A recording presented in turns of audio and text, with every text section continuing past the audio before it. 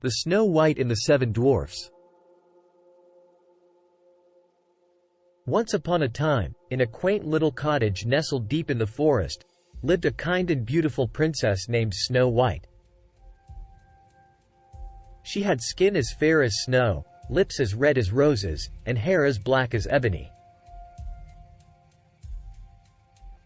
One day, an evil queen became jealous of Snow White's beauty and ordered a huntsman to take her deep into the forest and harm her. The huntsman, however, couldn't bear to harm the innocent princess and told her to run away and hide from the queen's wrath. Snow White found herself lost in the dense forest, scared and alone. But as she wandered, she stumbled upon a charming cottage. Inside, she discovered 7 tiny beds, each with its own name carved above.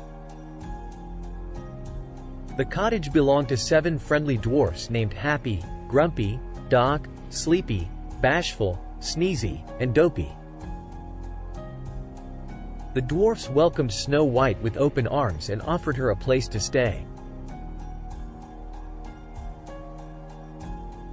In return, Snow White promised to keep their cottage tidy and cook delicious meals.